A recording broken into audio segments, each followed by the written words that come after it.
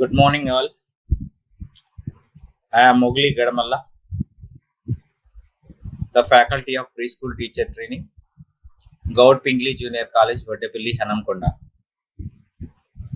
Today, I am going to teach you PSTT second year first paper, Early Childhood Care and Education, Unit second. From that unit, 2.5 means cognitive development. Today, our topic is cognitive development. Cognitive development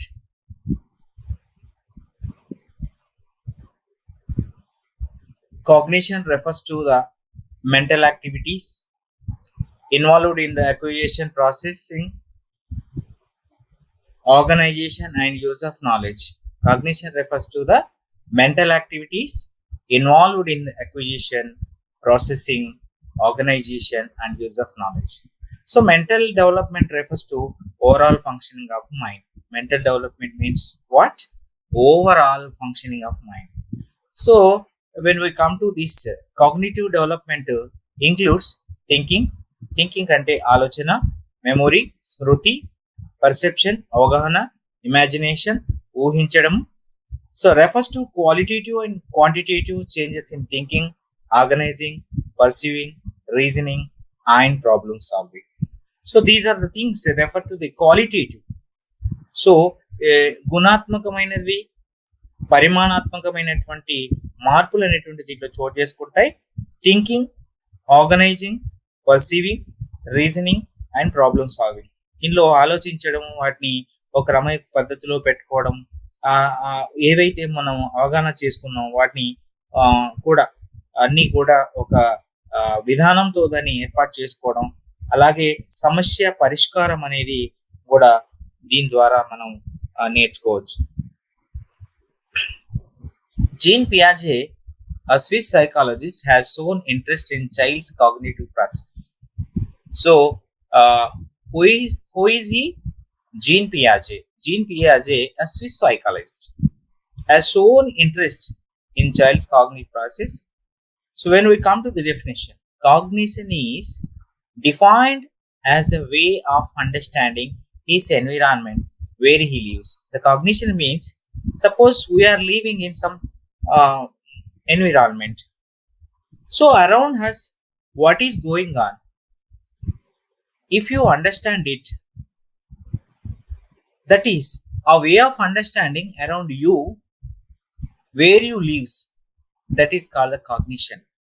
జ్ఞానం అనేది తను నివసించేటువంటి పరిధిలో ఉన్నటువంటి, అంటే ఆ వాతావరణంలో ఉన్నటువంటి విషయాన్ని అర్థం చేసుకునే ఒక మార్గంతో దాన్ని అర్థం చేసుకోవడం అనే మనం ఈ యొక్క కాగ్నిటివ్ డెవలప్మెంట్ అని కూడా చెప్పుకోవచ్చు.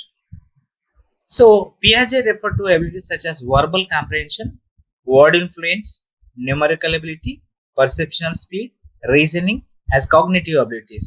So Piaget referred to some abilities which are there. So namely the verbal comprehension, word influence, verbal comprehension, word influence, numerical ability. So these are the things he has, means the abilities he referred, means the Piaget referred. So the knowledge is divided into three parts. జ్ఞానాన్ని ఎన్ని రకాలుగా విభజించారు? There are three types: physical knowledge, భౌతిక జ్ఞానం; social knowledge, సామాజిక జ్ఞానం; logic and mathematical knowledge, తర్క గణిత జ్ఞానం. So first of all, let us go to the physical knowledge. It resides with the with the objects themselves and can be discovered by exploring objects and noticing their qualities. These are facts about the features of something. The window is transparent, the crane is red, the cat is soft, the air is warm and dry today. So physical knowledge, what we observe physically, when we get such kind of knowledge, that is called physical knowledge. For example, if you see a crayon, that color is red. If you touch cat, we feel soft, so the cat is soft. Like we learn by seeing, by touching, by smelling and everything physically what we know that is called physical knowledge. ఏదైతే మనము వస్తువులను అన్వేషించడం ద్వారా వాటి లక్షణాలను గమనించడం ద్వారా వాస్తవాలు అనేటువంటి తెలుసుకుంటాం, అక్కడ ఉన్నటువంటి వాటి స్థితిని కూడా తెలుసుకుంటాం, అది మృదువైనదా లేకుంటే దాని రంగును, అక్కడ ఉన్నటువంటి అన్ని కూడా నేర్చుకుంటాం. Let's move to social knowledge. Social knowledge means what we observe from society, that is called social knowledge. For example, if you give a gift to your friend, then what he says, what is his reply means thank you very much. Like these types of knowledge gained from the social. ఏవైనా కూడా ప్రజల సమావేశాలు కానీ ఇతరి కానీ వారు చేసేటువంటి చర్యల వల్ల మనం వాటిని చూసి నేర్చుకుంటే ఆ సామాజిక జ్ఞానం అంటాం. సమాజం ద్వారా ఏదైతే నేర్చుకుంటామో దాన్ని మనం సామాజిక జ్ఞానం అంటాం. So logic, mathematical knowledge, this is also creation relationship.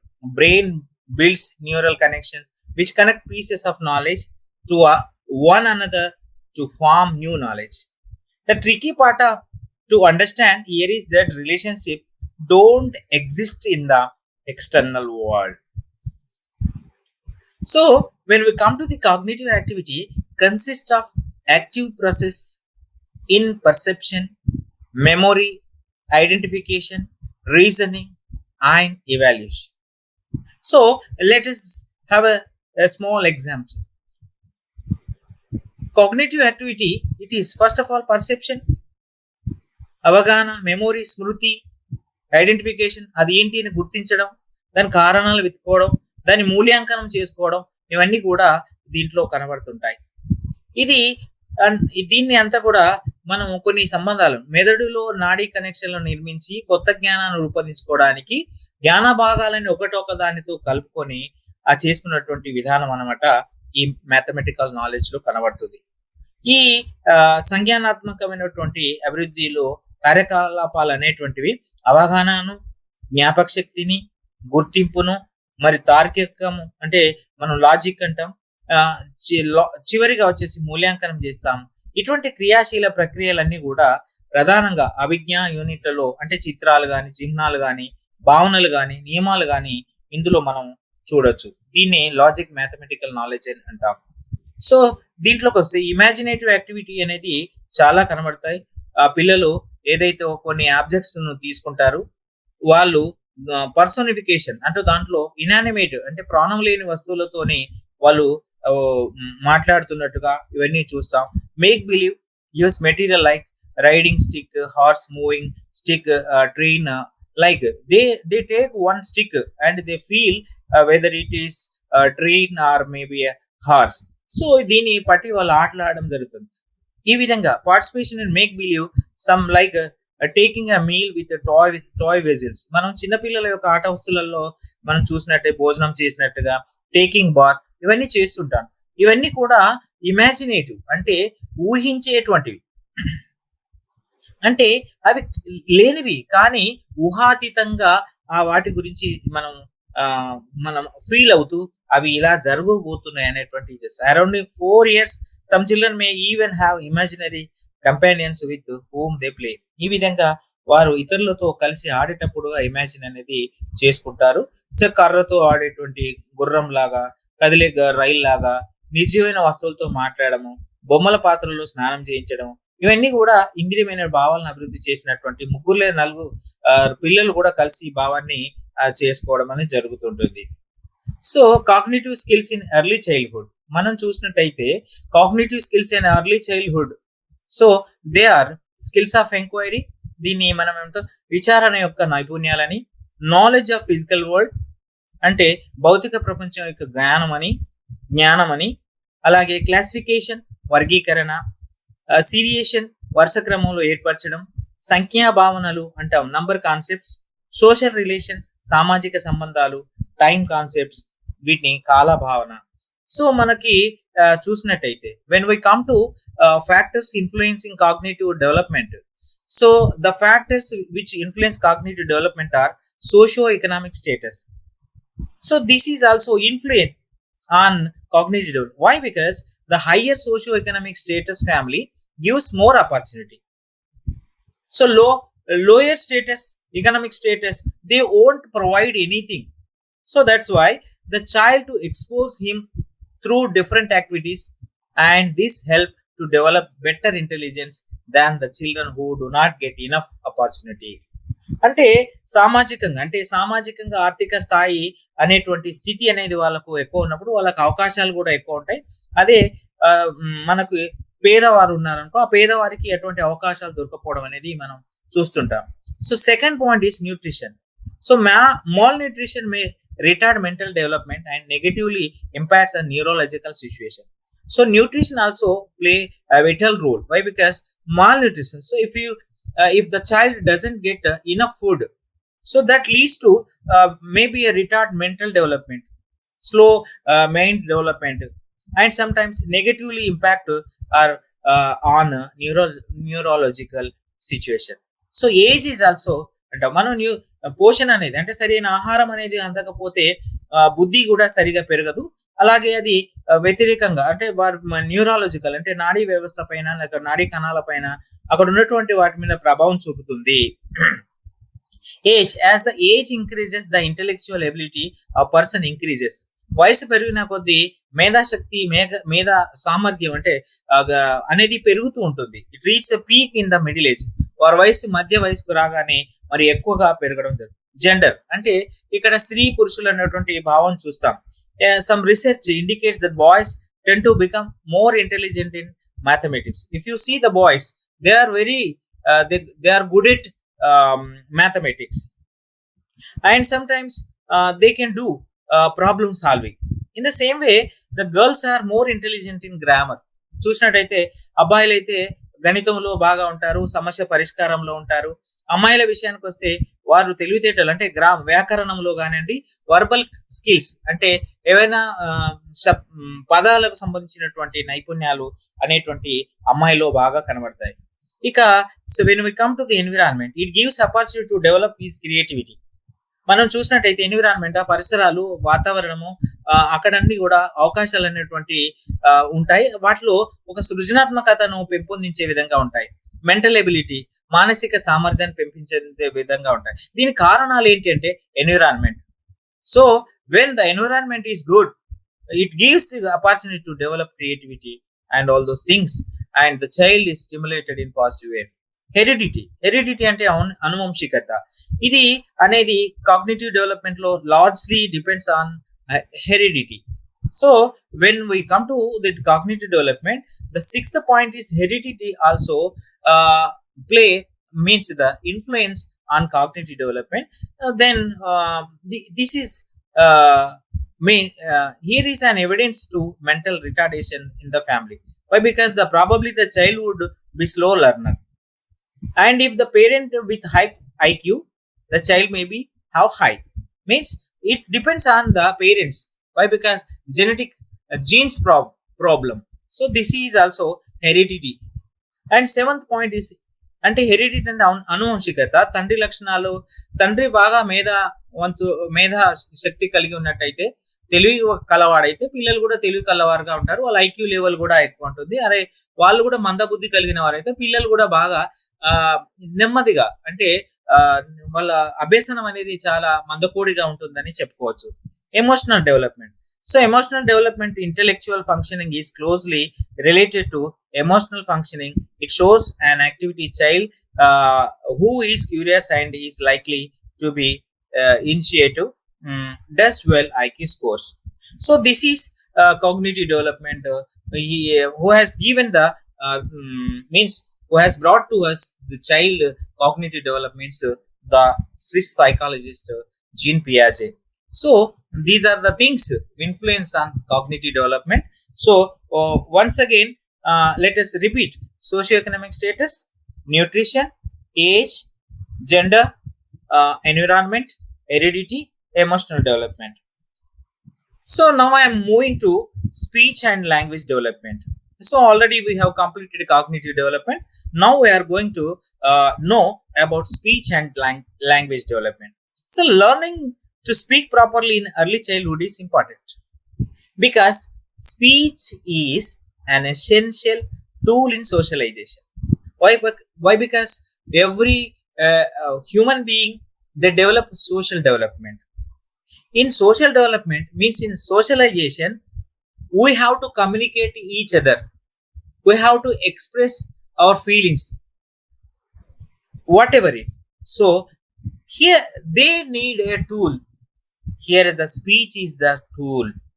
Many people use the term speech and language interchangeable. So speech is different from language. So there are not synonyms. Speech is a form of language. Speech is a form of language in which articulate sound or words are used to convey meaning to others. Speech is a form of language. Speech, how we see means in a form of language. So some articulate which we articulate ba, about. I have produced a sound means articulated a sound. So that means about means dadapu.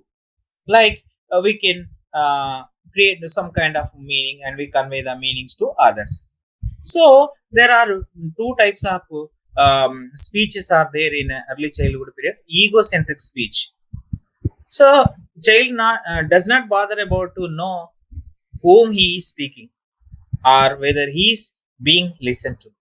మనం పిల్లవాడు మాట్లాడుతున్నప్పుడు అహంకార పూరితమైనటువంటి భాష లేక ప్రసంగం లేకుంటే ఇవన్నీ చెప్తూ ఉంటాం. ఈ ప్రసంగాభివృద్ధిలో పిల్లవాడు ఏం మాట్లాడుతున్నారు, ఎవరితో మాట్లాడుతున్నారు అటువంటి విషయాలు ఆయన పట్టించుకోడు. తను మాట్లాడింది, తనకు వచ్చింది, తను వ్యక్తీకరణ అనేది చేస్తుంటారు.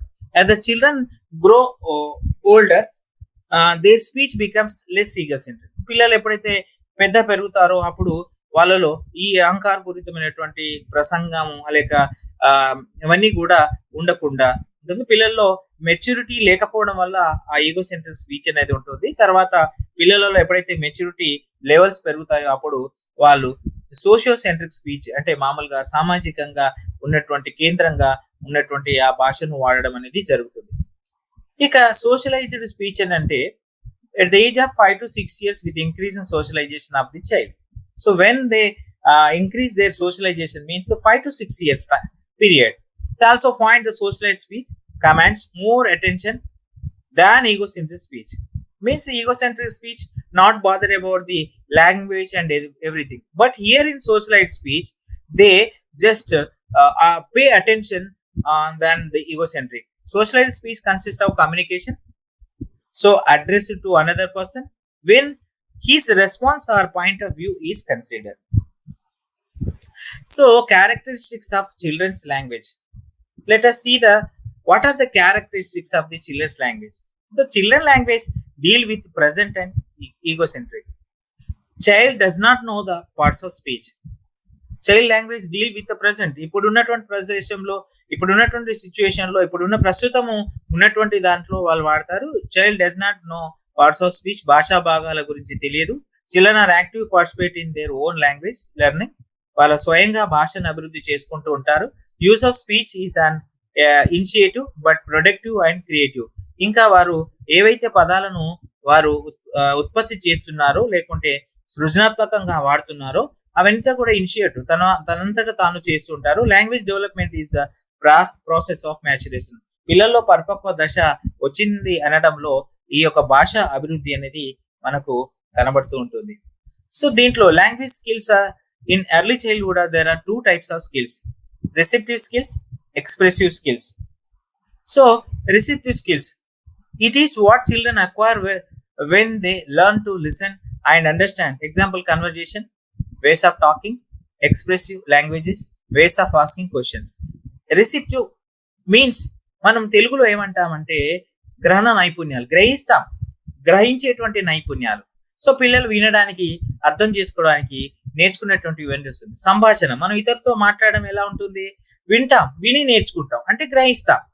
అలాగే మాట్లాడే మార్గాలు, వ్యక్తీకరణ భాషలు, మనం ఏవైతే మనం వ్యక్తి చేస్తామో, మనం మాట్లాడతామో, ఎలా ప్రశ్నలు అడుగుతామో, ఇవన్నీ కూడా మనం గ్రహించేటువంటి నైపుణ్యాలుగా చెప్పుకోవచ్చు.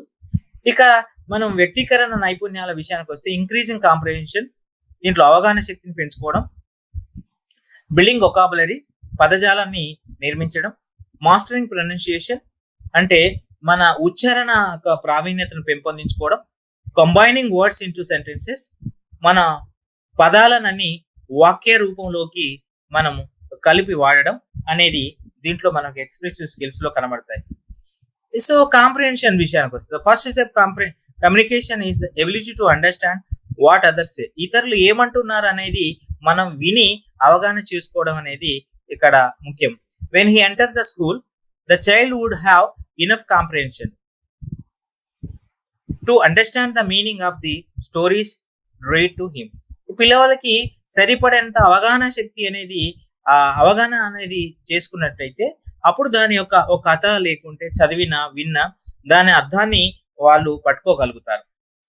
ఇక పదజాల నిర్మాణం అనేది విషయానికి వస్తే దీంట్లో మనము ప్రీ స్కూల్ పిల్లల్లో పదజాలం వేగంగా పెరుగుతూ ఉంటుంది. అలాగే పాత పదాలకు మరి పాత పదాలు కొత్త అర్థాలను కూడా పాత పదాలు నేర్చుకుంటారు, కొత్త అర్థాన్ని నేర్చుకుంటారు. ఈ విధంగా పదాలు సులభంగా అర్థం చేసుకోవడం అనేటువంటి కూడా బిల్డింగ్ వొకాబులరీ అంటే పదజాల నిర్మాణంలో భాగంగా చెప్పుకోవచ్చు. సో దీంట్లో 5వ లేదా 6వ సంవత్సరాల వయసులో వారు నాణ్యాల గురించి అంటే just the distinguish between the coins 6th and years and what when morning, afternoon, night and seasons they note the time as well as and also they knows the seasons like winter, summer, everything. So ఋతువుల గురించి తెలుసుకోవడం, సమయాలలో తేడాలను కనుక్కోవడం అనేది అన్ని కూడా పిల్లవాడు నేర్చుకుంటారు. ఇక ఈ ప్రావీణ్యత young child pronunciation improve rapidly depending upon the correctness of the model he imitates the guidance he receives in the correct mispronunciation, correcting mispronunciation, learning to pronounce all words correctly is a difficult for child. So ఈ విధంగా ప్రతి పదాన్ని పిల్లలు పలికి దాన్ని స్పష్టంగా పలకడం అనేది నేర్చుకుంటూ ఉంటారు. ఈ సందర్భంలో we see here the some consonants and consonant blends are more difficult. So while pronouncing the consonants and consonant blends are more difficult for the young children. So the difficult consonant blends are stra, stra, dra and flaw. Some of the easier consonant to pronounce that ta, ba, pa, ma and na. So ఈ విధంగా మనం చాలా సులభమైనటువంటి హల్లులు, తర్వాత పిల్లలకి కొన్ని సులభంగా ఉన్నటువంటి టా, బా, పా, మా అనేటువంటి ఉంటాయి. కొంచెం క్లిష్టమైన హల్లుల విషయానికి వస్తే స్ట్రా, స్టా, డ్రా, ఫ్లా అనేటువంటి కూడా వారు ఉంటాయి. అందుకే దీంట్లో గనక ఈ ప్రొనౌన్సియేషన్ లో గనక ప్రావీణ్యత గనక వచ్చినట్టయితే అంటే ఉచ్చారణలో ప్రావీణ్యత వచ్చినప్పుడు వాళ్ళ పిల్లల్లో బాగా ఎదుగుదల ఉన్నట్టుగా చెప్పుకోవచ్చు. ఫార్మింగ్ సెంటెన్సెస్ అంటే the formation of sentences follow fine predictable pattern in early childhood. So ఈ విధంగా ఒక వాక్యాలను ఏ విధంగా నిర్మించాలి, చక్కని ఊహాజనితమైనటువంటి విధానంగా 3 సంవత్సరాల వయసు పిల్లల్లో 4 పదాలు చిన్న చిన్న వాక్యాలు వాడడం అనేది చూస్తూ ఉంటాం. 3 years old use short sentences. ఈ విధంగా పిల్లలు వాక్యాలను అనేటువంటి నిర్మిస్తారు. ఇక let us move to speech disorders. So speech disorders refer to serious form of erroneous pronunciation అంటే ఈ ఉచ్చారణలో ఉన్నటువంటి కొన్ని లోపాలుగా చెప్పొచ్చు. నేను ఏమంటానంటే ప్రసంగ లోపాలు, వాగ్దోషాలు ఇలా వాటిని వాడుకోవచ్చు. So these disorders may come from organic cause such as nasal obstruction. Nasal obstruction అంటే ముక్కులో ఉన్నటువంటి కొన్ని రకాలైనటువంటి ఆటంకాలు, మాల్ ఫార్మేషన్ ఆఫ్ టీత్ దంతాలు అనేటువంటి సరైన క్రమంలో ఉండకపోవడం, జాస్, లిప్స్ దవడలు, పెదవులు, ప్యాలెట్స్ కపాలం వంటి అన్ని దాంట్లో ఈ యొక్క ప్రసంగ లోపాలలో చెప్పుకోవచ్చు. అంటే మనం మాట్లాడడానికి స్పష్టమైన మాట రాకపోవడానికి ఇవి ఆటంకాలుగా చెప్పుకోవచ్చు. ఇవి young children develop speech disorders in addition to errors in speech. ఇలా ఉన్నప్పుడు ఏమవుతుందంటే పిల్లలు మాట్లాడినప్పుడు తప్పులు దొరికే అవకాశం ఉంటాయి. దీంట్లో కామన్ డిజార్డర్స్ కనుక చూసినట్టయితే లిస్పింగ్, స్లర్రింగ్, స్టట్టరింగ్. సో లిస్పింగ్ విషయానికి వస్తే lisping R letter sound substitution mean instead of a letter so they can use another letter. So for example instead of rip they can use ship mean instead of or they are using yes.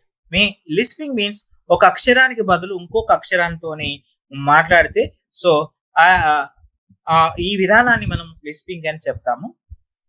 దాన్ని అవగాహన చేసుకోవడం simple గా ఏంటి అంటే ఒక అక్షరానికి బదులు ఇంకొక అక్షరాన్ని వాడమే లిస్పింగ్ అని గుర్తుపెట్టుకోండి. So slurring, so it is an indistinctness of speech caused by inactivity of the lips, tongue or jaw. ఈ స్లరింగ్ అనేది ఏ విధంగా వస్తుందంటే ఈ పెదాలు కానీ నాలుక కానీ ఈ దవడలు కానీ అటువంటి ఇన్యాక్టివిటీలు అంటే చురుకైనటువంటి విధానంలో లేకపోవడం వల్ల ఇది మనకు బాగా కనబడుతుంది. దీనివల్ల activity may be due to the child timidity, పిల్లల్లో పిరికితనం ఉండడం, ఇంకా ఎగ్జైట్మెంట్ ఏదైనా ఆతృతగా చెప్పాలనుకునేటువంటి దాంతో ఇవి కనబడుతూ ఉంటాయంటే మనం ఈ స్లరింగ్ అనేది ఆ విధంగా మనం కారణంగా చెప్పుకోవచ్చు. So stuttering, so stuttering is the repetition of sound syllables or even words. It is often accompanied by the deadlocking of speech, usually referred to as stammering. For example, the child wants to tell or speak table, so he usually he wants to communicate the table, that word, so he says that table, like he wants to read out the dog, like this is the pattern of stuttering. మనము పిల్లల్లో దీంట్లో ఏమంటాం అంటే నత్తి అని అంటాం. దాదాపు ఒక అక్షరం తర్వాత ఆగి ఆగి ఆగి చెప్తాం. కుక్క అంటారు, టేబుల్ అంటారు. ఈ విధంగా ఈ నత్తి అనేది పిల్లలలో మనకి బాగా కనబడతాయి. So factors influence speech in early childhood period is so intelligence, తెలివితేటలు, హెల్త్, ఆరోగ్యం, సోషియో ఎకనామిక్ స్టేటస్, మనం చూసినట్టయితే సామాజిక ఆర్థిక స్థితి, జెండర్, మరి ఇక్కడ ఒక పుల్లింగం అంటే మగ ఆడ అనేటువంటి జెండర్ కూడా చూపిస్తుంది, ఫ్యామిలీ, కుటుంబం, మోటివేషన్, ప్రేరణ, ఓకల్ ఆర్గన్స్ అంటే స్వరపేటికలు, చైల్డ్ రీడింగ్ ప్రాక్టీసెస్, పిల్లల పెంపకాలు, 9వది అంటే లాస్ట్లీ కల్చర్ అంటే సంస్కృతి. ఇవన్నీ కూడా మనకి ఈ యొక్క factors influencing speech in early childhood period. So when we come to in details intelligence level of the child play a great role in language development. Bright children usually begin to talk at an early age. So bright children, they talk at an early age. They also use longer and more correct sentences grammatically. That is called, it depends intelligence. Health also, illness during first 2 years of life delays the development of speech organs. Suppose the child was in illness, suffering from illness, any kind of illness that caused to delay of the speech development. Socio-economic status also means influence on early childhood period. So that's why from higher income grow have better language development, and lower income so low language development. So gender is also, an average girl seems to be superior than boys overall development in language. Family, kutumbam vishayaniki vaste members activate language development and children from joint families learn language faster. మనం ఉమ్మడి కుటుంబాలలో చూసినట్టయితే ఎక్కువగా భాషను వారు ఎక్కువ పెంపొందించుకుంటారు. అక్కడ చాలా మంది ఉండడం వల్ల the vocabulary of children joint families more than vocabulary children nuclear families లో ఒక వీళ్ళన్నీ కూడా ఉంటారు. మోటివేషన్, ప్రేరణ అనేది కూడా ఉంటుంది. Encouragement and reward to speak are crucial for language development. Vocal organs అంటే స్వరపేటికలు అనేటువంటి normal vocal organs are necessary for clarity in speech development. అయితే స్వరపేటికలో ఉన్నటువంటి మరి స్పష్టంగా ఉన్నటువంటి దానికి చూసినట్టయితే ఉంటుంది. చైల్డ్ రీడింగ్ ప్రాక్టీసెస్ విషయానికి వస్తే పేరెంట్స్ కు వచ్చే అవకాశాలు ఇవన్నీ కూడా రెయిన్ఫోర్స్మెంట్, వాళ్ళు ఒక శక్తిని ఇచ్చినప్పుడు భాష అనేది అభివృద్ధి చెందుతుంది.